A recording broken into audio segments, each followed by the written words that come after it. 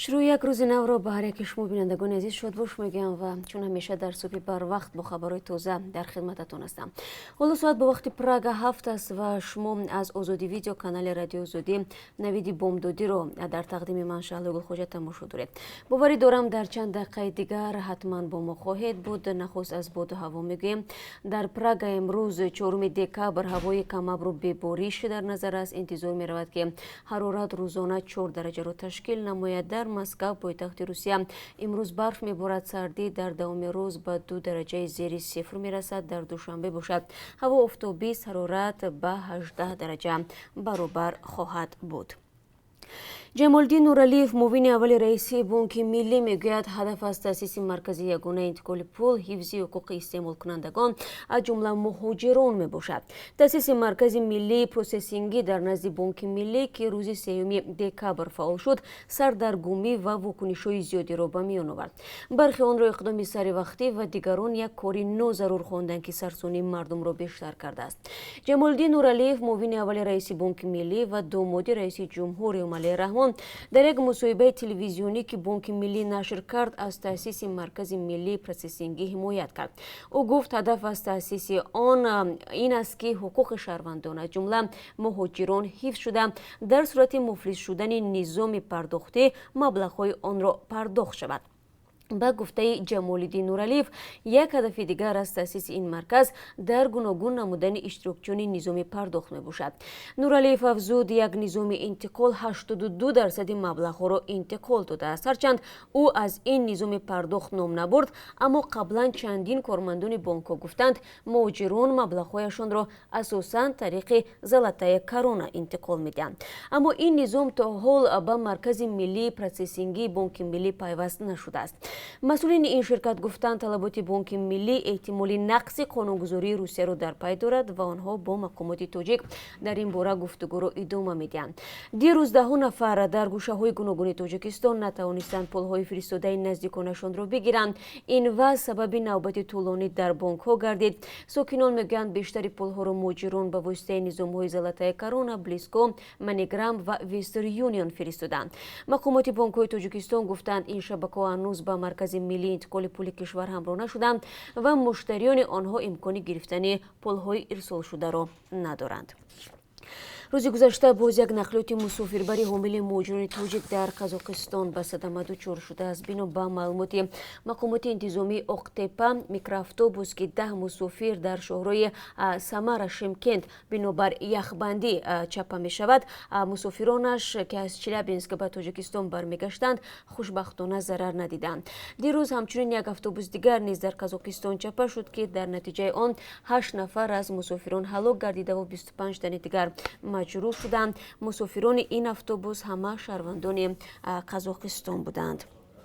سامانه روسبالت می نویسد که تفتیش پرونده لطفالله محمدیев به پایان رسیده است. این زاده تاجیکستان با لقب انور به کشتار 4 نفر در شهر و ولایت های مسکو متهم می گردد.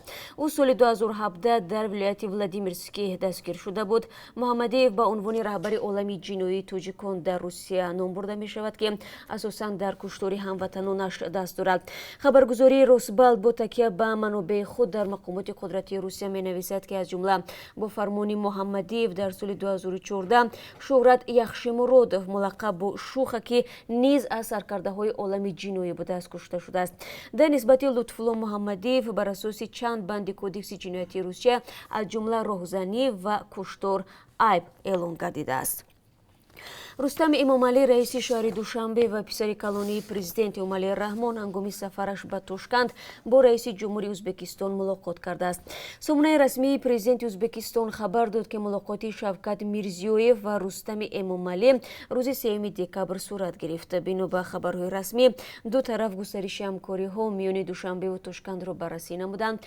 تبادل تجربه در اداره کنی شهر و رشد زیربناها، اجرای طرحهای مشترک و برنامه‌های باره همگیرویی فرهنگی و بشری از موضوع دیگری صحبت بوده است.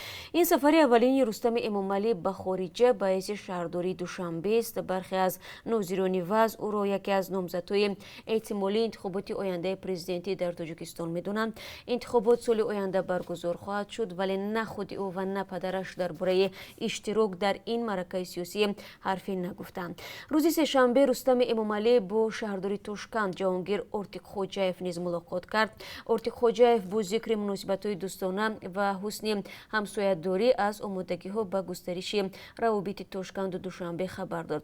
رستم امامعلی گفت تغییرات و رشد توشکند دقت جلب کننده است و وی با تجربه ساختمانی این شهر آشنا شد. قرار است تا آخر امسال روزهای توشکند در دوشنبه برگزار گردد. تاجیکستان و ازبکستان 12 سال اخیر و در زمان ریاست اسلام کریمov مناسبت چندان خوب نداشتند. بعد به سر قدرت رسیدن شوکت میرزیویف در سال 2016 یخ مناسبت ها آب شد و حالا دو جانب از بهبودی روابط سخن میگویند. مقامات تاجیکستان گفتند حالا در کشور بیش از 148,000 معیوب و یا افراد دارای امکانیت‌های محدود زندگی می‌کنند. از این شماره تقریباً 30,000 آنها کودکان بودند. این رقم 3 دکبر در روز جهانی معیوبان در یک نشست در دوشنبه صدور داد. معیوبان در تاجیکستان میگویند آنها نفقه کم میگیرند، هنگام حرکت در کوچه‌ها و استفاده نقلات جمعیتی مشکل دارند و هنوز در جامعه همچون دستنیگر و ناتوان معرفی میشوند. نیسو اسلم و ساکن 63 ساله دوشنبه در یک خانه 3 حجره‌ای یکجا با 23 عضو دیگری خانواده زندگی میکند و میگوید مشکل در آن است که او و یک کلین و دخترش معیوب گروهی 1 و 2 میباشند و در مجموع حدود 650 سومانی نفقه میگیرند که به گفته این مصاحبه رادیو آزادی این مقدار پول برای زندگی خانواده کلانشان کافی نیست. به گفته مقامات هرچند در تاجیکستان همه زمینه‌های حقوقی برای زندگی شایسته معیوبان فراهم شده است، مشکلات فراوان در این زمینه همچنان وجود دارد. سلیمه محبت و سردار شعبه حفظ اجتماعی و کفالت اجتماعی وزارت تندرستی تاجیکستان میگوید فعلا امکانیت‌های بودجه حق نمی‌دهد که به معیوبان یاری‌های بیشتر پیشنهاد شود. محبت و افزود برای جبران خدمات تندرستی به معیوبان هر سال از بودجه کشور تا 45 میلیون سومانی جدا می‌شود و به گفته مسئولان با افزایش اهالی شماره معیوبان نیز در حال افزایش بوده است و گذشته از این در پی صدمه‌های نقلیاتی و بیماری‌ها نظیر بیماری‌های قلب و قند نیز تعداد معیوبان کشور زیاد می‌شوند. کمیته تفتیشاتی روسیه میگوید 2 خواهر که بعد از چند سال اذیت پدرشان را کشتند با کشتار عیبدار خواهند شد. قضیه قتل پدر سوی 3 خواهر ماریا، انگلینا و کریستینا خاچاتوریان در مسکو در ماه یولی سال 2017 باعث بحث گسترده در سراسر روسیه گردید.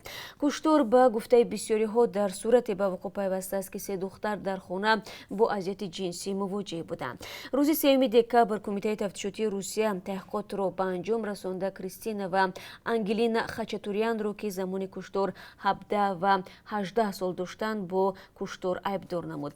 این کمیته مشوره داده است که خواهر سیوم ماریا که اون زمان نابالغ بود به طبابت اجباری روحی فرستاده شود. 3 خواهر پدرشان را با سلاح سرد به قتل رساندند. به قبل کمیته تفتیشاتی این جنایت پیشکی تحریزی شده است. شخصی که پیش از مرگش درباره شستشوی تقریبا 1 میلیارد دلار قرضستان اقرار کرد، ابراز داشته است که میلیون ها دلار را توسط آدمانی به او صادق به خارج برآورده است. صاحبکاری اویغورتبار چینی ایرکین سایمتی 10 نوامبر در استانبول کشته شد. در گزارش مشترک رادیو آزادی و یکی از سازمان‌های بین‌المللی و محلی با تکیه به سندهای از طرف سایمتی تقدیم شده تاکید گردیده است که این نفر انتقال پول را با کمک منصبداران خادمان اداره گمرک قرقیزستان عملی کرده است. در گزارش گفته می شود که یکی از انتقال دهنده های پول حسین کریموف 39 ساله بود که جسدش را در داخل ماشینش در توقفگاه فرودگاه مناس قرقیزستان پیدا کردند. владимир Путин президенти Русия рӯзи 2 декабр тағйирот ба қонун дар бораи васоити ахбори омма агентҳои хориҷиро имзо кард ки ба бовари мунтақидон барои таъқиби дигарандешон маҳдудсозии озодии вао ва эҷоди монеа ба табодули афкор истифода мешавад. тағйироти қабулшуда ба мақомот иҷозат медиҳад рӯзноманигоронеро ки агенти хориҷӣ эътироф кунанд ки дар расонаҳои шомили рӯйхати агентҳои хориҷӣ фаъолият доранд. агенти хориҷӣ шахсони воқеӣ ҳам унвон мегарданд ки бо расонаҳои хориҷӣ ҳамкорӣ ва аз онҳо пуштибонӣ ва ё дигар нави кӯмаки моддӣ дарёфт мекунанд. агар мабоди расонаҳои хориҷӣ меъёрҳои қонунгузории Русияро риоя накунанд, мақомот ҳақ доранд дастрасӣ ба сомонаи расонаро қатъ ва ё муассисаи ҳуқуқиро барҳам диҳанд, менависад хабаргузории ТАСС. қонун дар бораи агентҳои хориҷии Русия соли 2012 қабул шуд. дар аввал он ба созмонҳои ғайритиҷорӣ дахл дошт ки аз хориҷ сармоягузорӣ мешуданд. бештари созмонҳои ғайридавлатии Русия дар пайи қабули қонун беҳтар донистанд ки фаъолияташонро қатъ кунанд. тинамои соли оянда дар шаҳри Душанбе ба рӯйхатгирии аҳолӣ ва фонди манзил гузаронида мешавад. ба рӯйхатгирӣ аз 1 то 15 октябр сурат гирифта пурсишҳо бо воситаи пур кардани варақаҳои ба рӯйхатгирӣ амалӣ мегардад. дар нуфусшумории аҳолӣ ҳамаи сокинони Тоҷикистон, шаҳрвандони хориҷӣ ва нафарони бешаҳрвандӣ ки замони баргузории ба рӯйхатгирии аҳолӣ дар Тоҷикистон муваққатан ҳастанд, шаҳрвандоне ки муваққатан ҷумҳуриро тарк карданд, иштирок мекунанд. дар Тоҷикистон маъмулан дар 10 сол як бор оҷонсии омор дар ҳамкорӣ бо дигар созмонҳои дохиливу хориҷӣ аҳолии кишварро рӯйхат мекунанд. иттифоқан дар соли 2020 дар бисёре аз кишварҳои ҷаҳон саршумории аҳолӣ ҷараён хоҳад гирифт. бо баргузории он давлатҳо шароити демографии худ, теъдоди аҳолӣ аз лиҳози сину сол, зичии аҳолӣ дар минтақаҳои муайян, даромади хонаводаҳо ва дороии онҳоро муайян мекунанд. сипас ин маълумот барои таҳризии сиёсатҳои иқтисодӣ ва иҷтимоӣ, тақсимоти буҷа, таъини ҳавзаҳои интихоботӣ ба кор меравад. мақомоти Тоҷикистон дар саршумории навбатии аҳолӣ дар соли 2020 шумораи пайравони динҳои мухталиф дар Тоҷикистонро низ мехоҳанд дақиқ кунанд. мақомоти тоҷик борҳо гуфтанд ки аксари шаҳрвандони кишвар мусулмон ва пайрави мазҳаби ҳанафӣ ва қисман исмоилия ҳастанд. дар бораи теъдоди пайравони дигар адён аз пайравони дини масеҳӣ омори гуногун садо медиҳад. ва акнун аз қурби асъори хориҷӣ барои имрӯз ба шумо маълумот медиҳем ки ба таври зайл аз тарафи Бонки миллӣ таъин шудааст. $1 9 сомониву 69 дирам аст, 1 евро 10 сомониву 73 дирам ва 1000 рубли русӣ бо 150 сомониву 90 дирам харидаву фурӯхта мешавад. ва тамошобинони азиз, сипос мегӯям ки то ин лаҳзаҳо моро ҳамроҳӣ кардед ва хабарҳои тозаи Тоҷикистону ҷаҳонро шунидед. рӯз нав оғоз шудааст. бо хабарҳои бештар шуморо дар давоми рӯз ҳатман ошно хоҳем кард. бо мо биёед ва рӯзи хуб дошта бошед.